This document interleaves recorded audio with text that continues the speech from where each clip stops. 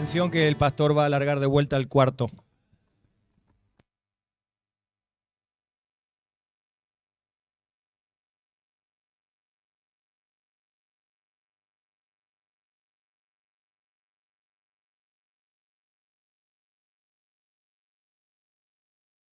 Y ahí sí, bien. El llamado era público, todos tenían que saber que estos hombres iban a ser seleccionados, y no de cualquiera, ¿no? Sino que era de una casta especial. La gran diferencia con el sacerdocio hoy día del Nuevo Testamento, que lo vamos a ver en la última parte de hoy día, del sacerdocio en el Nuevo Testamento, que hoy día ya no somos de una casta especial, sino que ahora son hombres y mujeres que pueden presentarse delante de Dios. Y como bien digo en este sentido, hoy día en la iglesia hay sacerdotes y sacerdotisas que pueden oficiar delante de Dios. Increíble, ¿no? Cómo se abre este tema por la muerte del Señor. Y cuando Él murió ahí en la cruz, el velo se rasgó desde arriba hacia abajo. Y a la misma hora que estaba muriendo el Señor, el sacerdote en el templo estaba matando el animal que no servía. El que moría en la cruz sí servía, porque era eterno. Y gloria a Dios por ello. Bueno, ya dijimos, el llamado es público. Tenían que lavarse. Y vea todas las etapas, querido hermano, cómo Jehová exigía de esto, de estos hombres. El llamado ahora es el llamado a vestirse. Ahora comienza a ponerse bueno el tema. Ahora ya comienza la profundidad del tema en esencia. Porque ya los dos primeros era algo suave. Ahora imagínense cuando vamos a hablar sobre que los hombres, estos hombres, y este punto del llamado a vestirse, Levítico capítulo 8, versículo 7.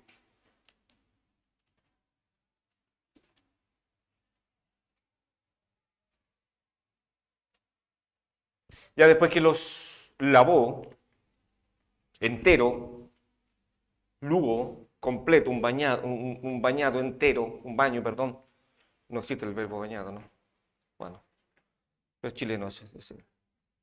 Este baño completo, y este punto es esencial. Leámoslo, por favor, versículo 7. Y puso sobre él la túnica y le ciñó con el cinto, le vistió después el manto y puso sobre él el efod y lo ciñó con el cinto del efod y lo ajustó con él. Y luego puso encima el pectoral y puso dentro del mismo los urín y turín. Después puso la mitra sobre su cabeza y sobre la mitra enfrente puso una lámina de oro. Ahora es el momento de lucir esta lámina. ¿Cuándo? Cuando fue expuesto públicamente, cuando fue bañado, y ahora este hombre está capacitado para que se le monte encima de su cuerpo estas vestiduras, que a lo lejos se veía que era un sumo sacerdote, por su esplendidez, por su hermosura, y por sobre todo lo que dice aquí, versículo 19. Después puso la mitra sobre su cabeza y sobre la mitra en frente puso la lámina de oro, la diadema santa, como Jehová le había mandado a Moisés. Y esa lámina decía, santidad a Jehová. Qué increíble. Es maravilloso. Capítulo 28 de Éxodo, por favor.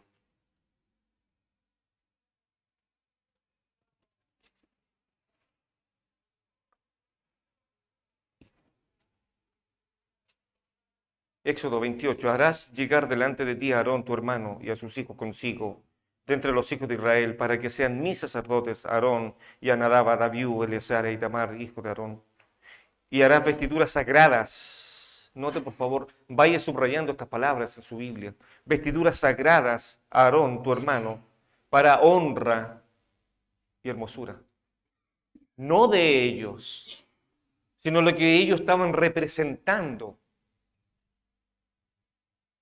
Ellos no debían verse hermosos por vestir esos, sino que la hermosura de Jehová tenía que rodearlos, porque la hermosura de Jehová es la santidad. ¿Se entiende, no? Podré colocarme un traje de cientos de miles de dólares y mi corazón sucio. Mi corazón sucio.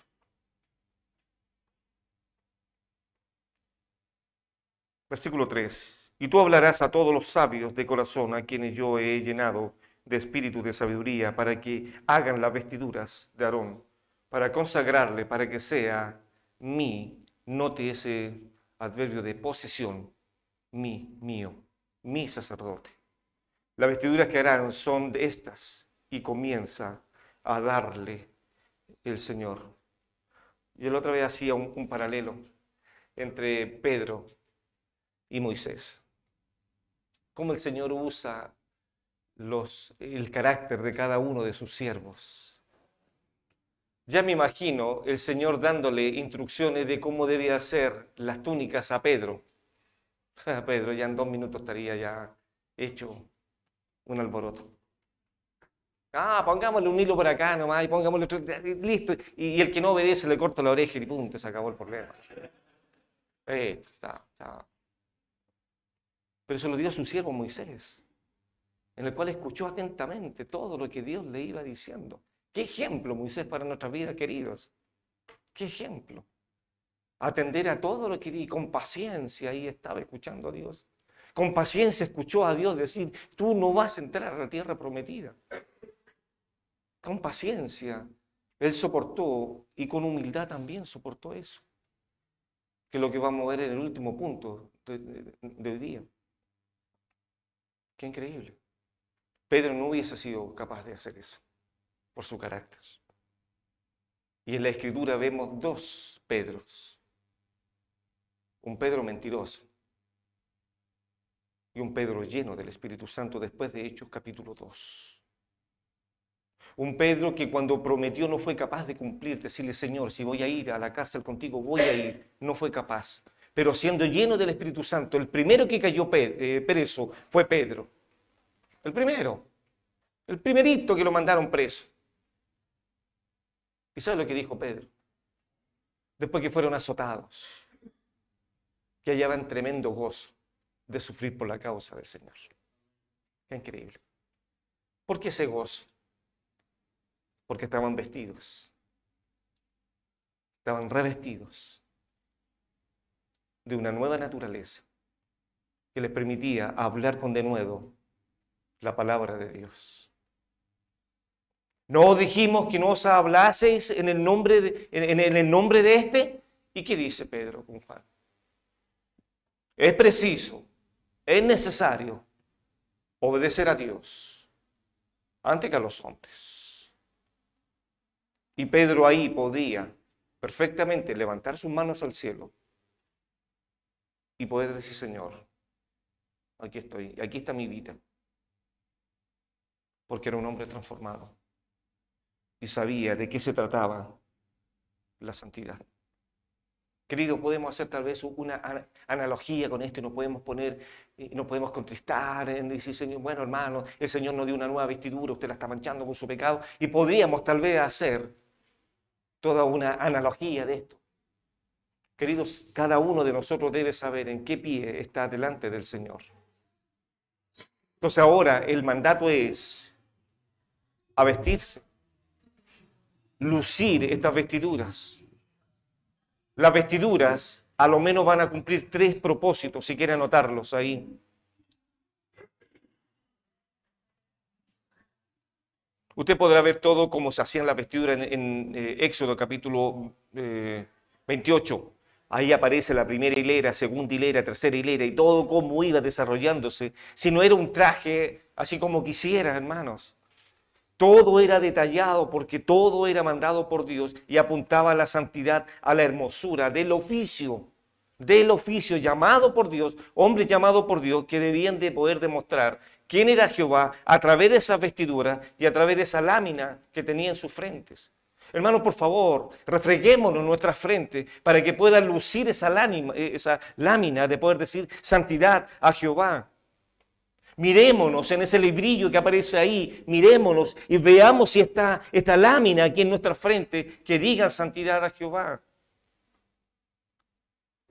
Pero queridos, es momento de poder despertar, de tomar el arado y no mirar atrás. Y el Señor así lo decía: rogad pues al Padre de la mies que envíe obreros, porque la mies es mucha y los obreros flojos. No nos animamos. Amamos el pecado muchas veces y echamos a perder el proyecto de Dios para nuestras vidas. Cuidado, queridos. Ahora, vamos por favor allá, Levítico capítulo 8, ¿no? Donde estamos leyendo.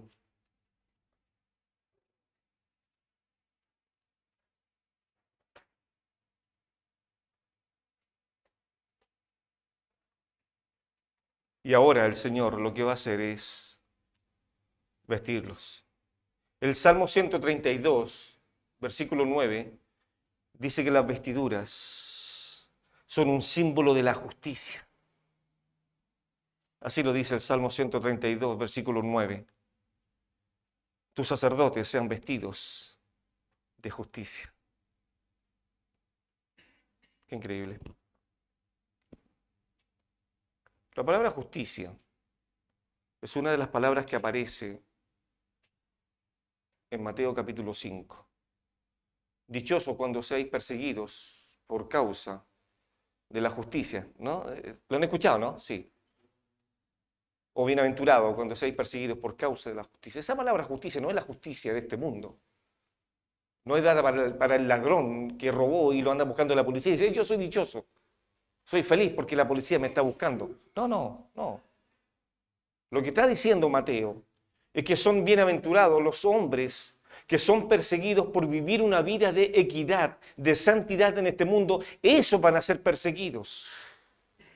La palabra justicia se traduce por equidad, por vivir una vida en un mundo malo y que el mundo nos va a despreciar y nos va a perseguir por amar a Cristo y por decirle a lo que es malo: esto es malo, y lo que es bueno.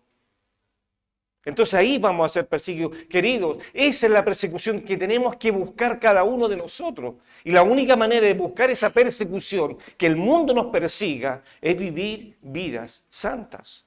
Y vuelvo a apuntar al centro de este sermón. Bienaventurado cuando seáis perseguidos por causa de la justicia. Después, ¿qué es lo que dice Mateo? Gozaos y alegraos, porque vuestro galardón es grande en los cielos, porque así persiguieron a los profetas que fueron antes de vosotros. Hermanos, si no somos perseguidos por causa de la justicia, por causa de la santidad, de poder agradar, estamos en un peligro. Tenemos que meditar en nuestro caminar entonces. ¿Qué testimonio, qué olor estamos dándole al mundo? Que muchas veces nos confundimos con el mundo, amamos al mundo. Primera de Juan, 6 veces aparece el concepto de mundo. No améis al mundo ni las cosas que están en el mundo, porque el mundo es pasajero.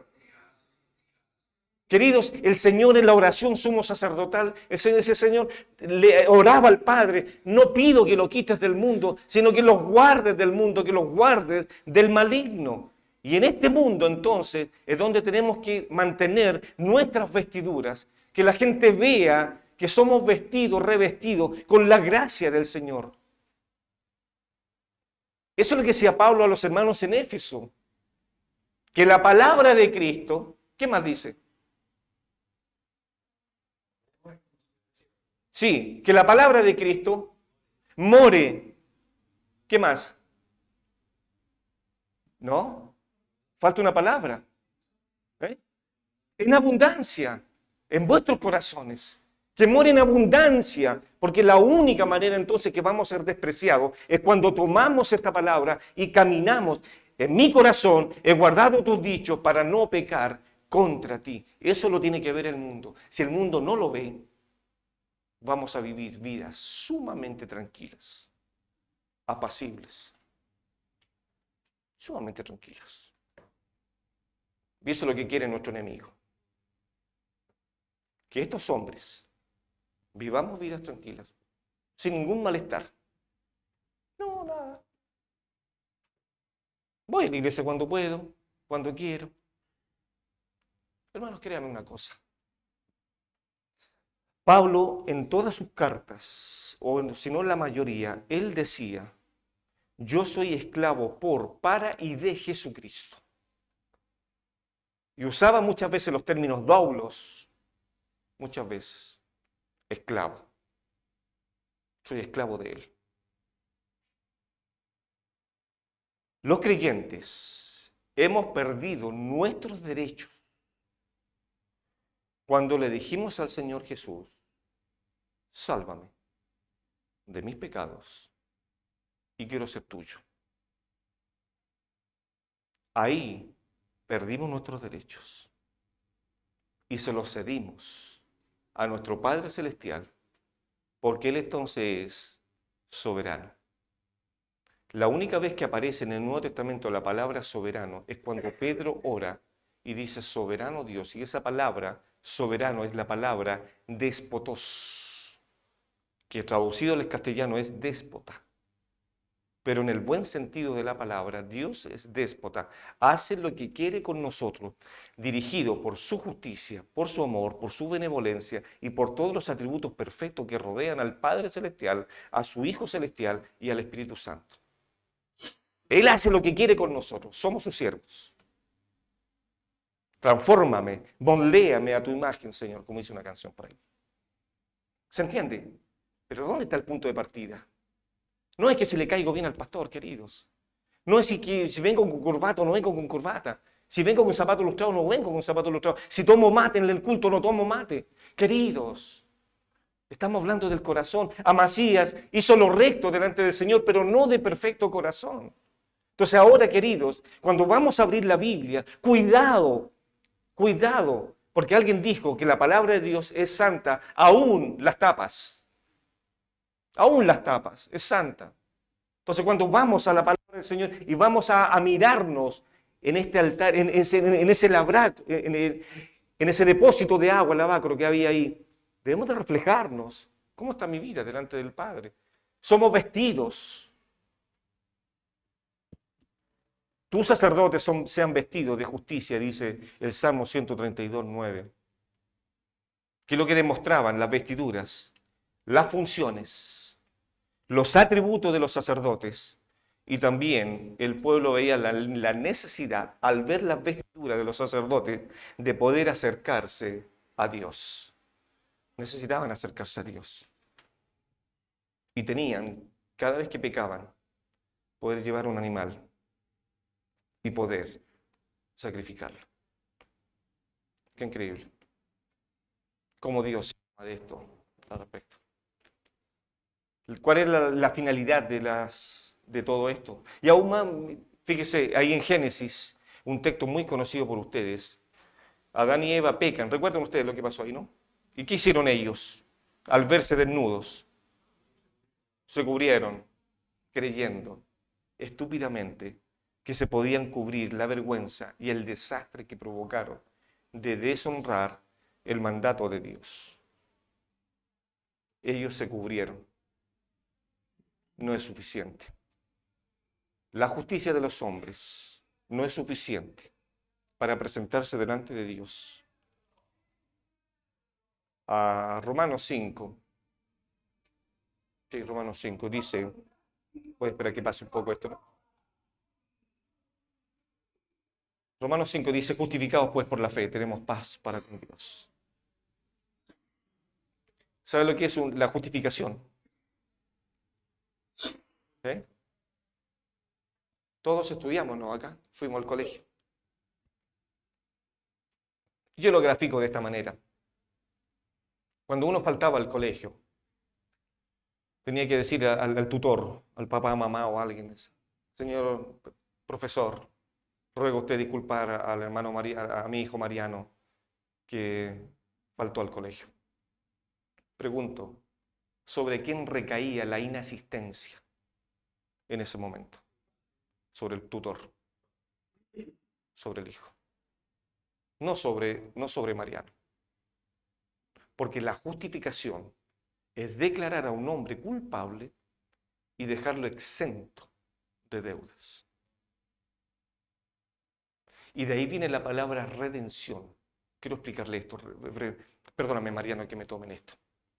La palabra redención tiene 3 conceptos en el Nuevo Testamento. Y esto es importante que lo podamos entender. ¿Me puedo sacar la chaqueta? ¿Sí? No pierdo santidad, ¿no? La palabra remisión en el Nuevo Testamento tiene 3 conceptos. La idea primordial es de un señor que es muy acaudalado, tiene mucho dinero y viene al mercado de los esclavos y comienza a comprar esclavos. Ese es el concepto de redimir, primordialmente. Entonces, el tema de la redención tiene 3 etapas. Viene el Señor al mercado y viene con mucho dinero y fija los ojos en Mariano y dice, ¿cuánto vale Mariano? Tanto. ¿Sabe lo que hace este señor? Saca el dinero y compra a Mariano. Es la segunda etapa. La primera es mirarlo, ficharlo y decir, este es mío. Este me pertenece. Y la segunda etapa es pagar un precio por él. Y la tercera etapa es sacarlo del mercado de los esclavos y ponerlo afuera, ponerlo libre, exento de la culpa del pecado, libre de las ataduras del pecado para que sirva a Dios. Eso es lo que hace nuestro Padre Celestial. Vino nuestro Señor del cielo, el Señor acaudalado, y con su propia sangre nos mira, nos salva, nos ama, nos lava, nos saca del mercado y nos deja fuera del mercado para que le podamos servir. Queridos, cuando nos acerquemos a ese lugar y podamos atravesar todo ese lugar, y allá, y si ustedes saben que al final está humeando eso, es porque Dios nos espera. ¿Cómo vamos a ir? ¿Cómo están sus vestiduras? ¿Qué vamos a hacer delante del Señor? Lucas capítulo 15, por favor. El gran tema, ¿no? Que ahí ustedes ya conocen dónde voy.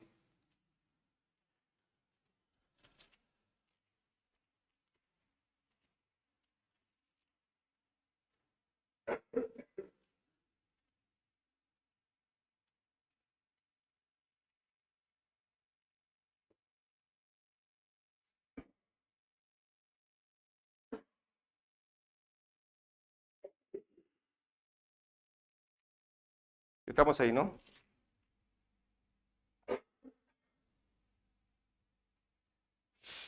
El hijo pródigo es una de las parábolas más hermosas que podemos encontrar. Y este hombre tenía 2 hijos. Y uno de los hijos, parece que era el más vivo, ¿no? El que quería el dinero rápido, dame lo que me corresponde y ¡pum! Y me voy. Vean por favor, versículo 17, después ya que fue humillado, volviendo en sí dijo, ¿cuántos jornaleros en casa de mi padre tienen abundancia de pan y yo aquí perezco de hambre? Me levantaré e iré a mi padre y le diré, Padre, he pecado contra el cielo y contra ti. Ya no soy digno de ser llamado tu hijo, hazme como uno de tus empleados. Y levantándose vino su padre y cuando aún estaba lejos, lo vio su padre y fue movido a misericordia y corrió y se echó sobre su cuello y le besó. Y el hijo le dijo, Padre, he pecado contra el cielo y contra ti. ¿Cómo lo voy? Confesar. ¿Cómo lo voy? He pecado contra el cielo y contra ti y ya no soy digno de ser llamado tu hijo. Pero el padre le dijo a su siervo, mire lo primero que hace el padre. ¿Qué hace? Lo viste. Adán y Eva no pudieron vestirse solos. Lo hicieron, pero no servía. ¿Y sabe lo que hace ahí en Génesis? Aparece el primer indicio de la redención, la matanza de un animal para coser Dios túnicas de pieles para vestir la vergüenza de esta pareja. El padre toma la iniciativa de ver a su hijo, de pararse del lugar de comodidad y corre donde el hijo, lo besa en el cuello, que es una señal de paz. El beso es una señal de paz. Y besa su cuello. Qué hediondo el hijo venía, ¿no? Qué hediondo. Y el padre lo besa. Y dice aquí,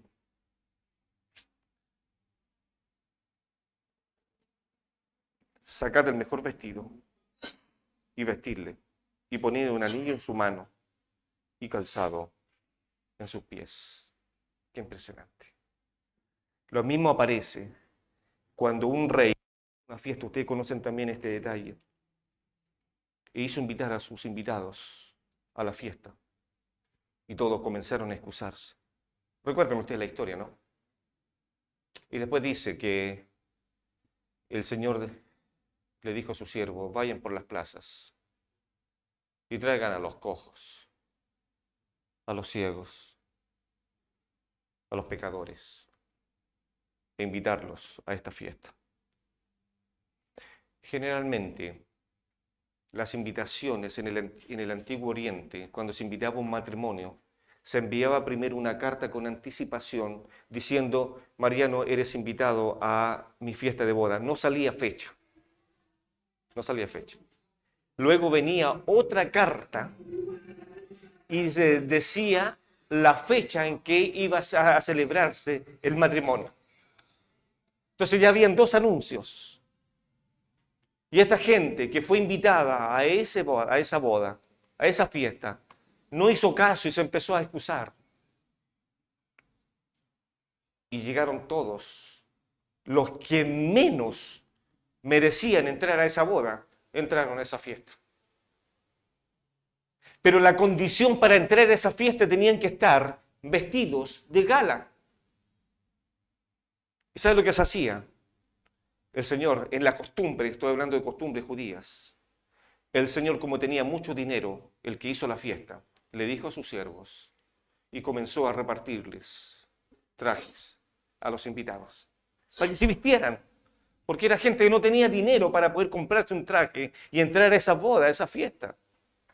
Pero en esa fiesta hubo un descuidado, que cuando salió el Señor de la fiesta, lo primero que fijó sus ojos era en un hombre. ¿Y qué es lo que era este hombre? ¿Qué tenía este hombre que fijó tanto la atención en el Señor de la fiesta? No estaba vestido. Qué increíble. Pero podía haberse vestido si estaba la ropa. No se quiso vestir. Si los empleados del Señor le estaban pasando los trajes y todos los que entraron ahí estaban vestidos, menos este hombre. Queridos, no descuidemos eso. No descuidemos nuestras vestiduras. Somos llamados en forma pública, somos lavados, capítulo 5 de Efesios, que somos lavados en la palabra del Señor, en agua, en la palabra del Señor. Y ahora somos vestidos. Imagínense, estos hombres eran eso es lo que hacían. La palabra sagrado en hebreo es la palabra kodesh, que significa poner aparte para Dios. Y estos hombres con esas vestiduras, era eso. El reino de los cielos, Mateo capítulo 22, es la historia que le estaba leyendo. El reino de los cielos es semejante a un rey que hizo una fiesta de boda para su hijo. Cuidado, hermanos. Cuidado con manchar nuestras vestiduras. Cuidado con estar amando el pecado. Cuidado con que no pase un día sin que tenga que confesar al Señor mis pecados. Cuidado con descuidar eso,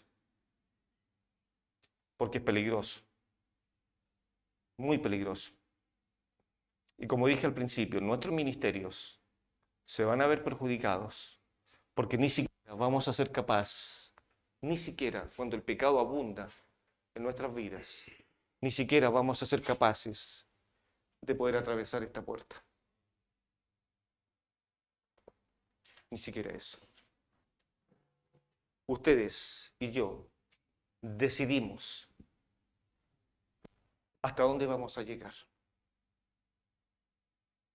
O somos espectadores y miramos cómo los sacerdotes hacen los sacrificios por mí O yo me involucro, atravieso esto, llego acá, ofrezco sacrificios al Señor, me lavo y no tan solo conforme con eso, sino que tenemos que ser como Pedro, Señor, no tan solo mis pies, sino que lávame todo el cuerpo y voy, y si soy más osado, si soy más atrevido, abro estas cortinas y sigo metiéndome.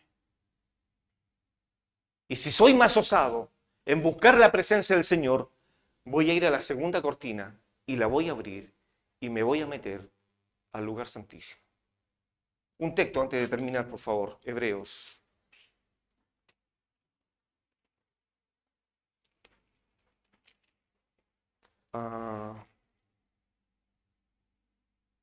Capítulos 4. 4, sí.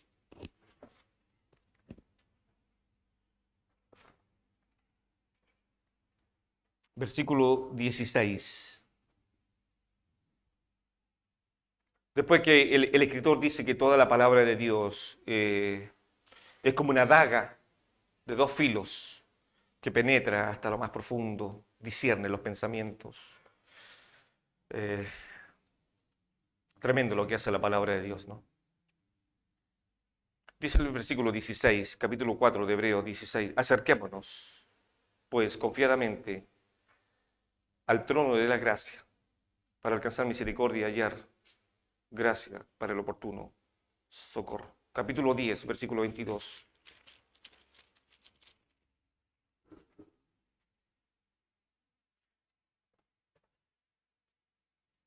Acerquémonos con corazón sincero, en plena certidumbre de fe, purificados los corazones de mala conciencia y lavados los cuerpos con agua pura.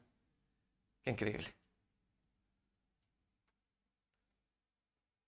Eso es una enseñanza para nosotros. El verbo acercarse, que aparece ahí en Hebreos capítulo 4, versículo 16, el texto que hemos leído, significa acercarse, pero nunca acercarse con las manos vacías. Note eso.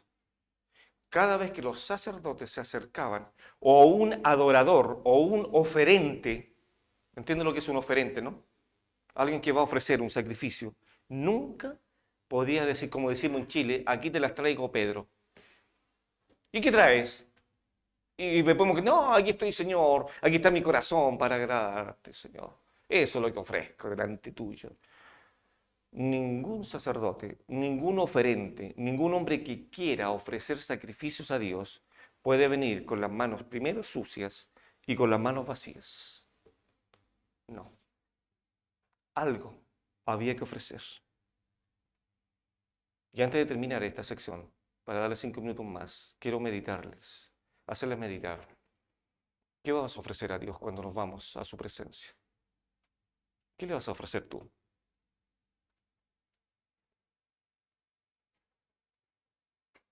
Señor, te ofrezco mi servicio, te ofrezco mi vida.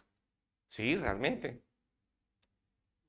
¿Realmente quieres ofrecerle la vida al Señor?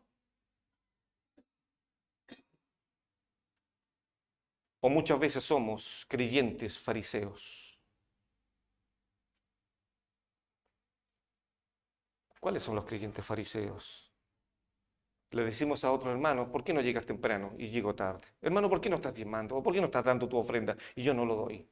Y el Señor le dice, esto no. Y se creen espirituales, transformando su cara, que están haciendo ayunos. Y cuando van a dar una ofrenda en el templo, en la caja para echar el dinero, ¿sabe lo que hacían los fariseos? Contrataban una banda para que tocara instrumentos y toda la gente supiera que va un fariseo a ofrendarle a Dios. Y oraban y se ponían en las esquinas para que la gente los admirara. Hipócritas. Exactamente. A propósito de la palabra hipócrita, es la palabra hipócrisis, que significa teatro. Significa teatro. Queridos, antes que tomemos un descanso,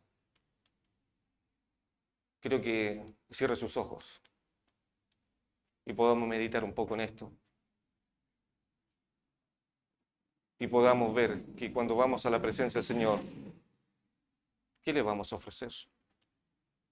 Ya hemos visto que el llamado es público, los sacerdotes eran lavados y ahora son vestidos,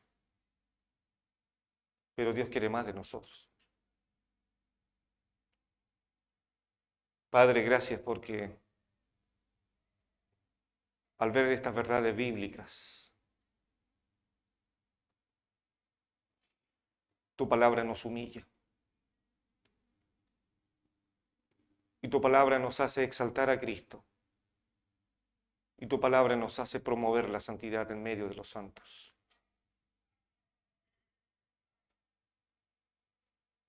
Nuestro Padre, ayúdanos, aún en nuestras debilidades, para perseguir vehementemente la santidad. Señor, examina nuestro corazón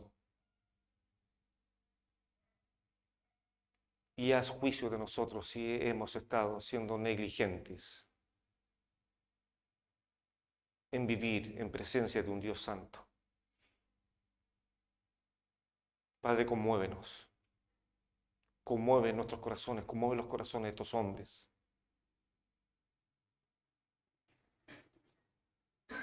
Oye, Israel, nuestro Dios, uno es, y amarás al Señor tu Dios.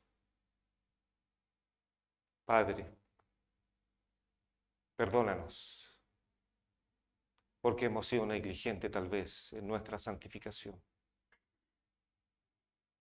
Señor, muchas veces hemos sido negligentes en amar tu palabra y ser hombres santos. Perdónanos. Y Señor, que al término de este día nos podamos acercar, Padre, vehementemente a ti y que nuestras mujeres, nuestros hijos, nuestros hermanos a partir de mañana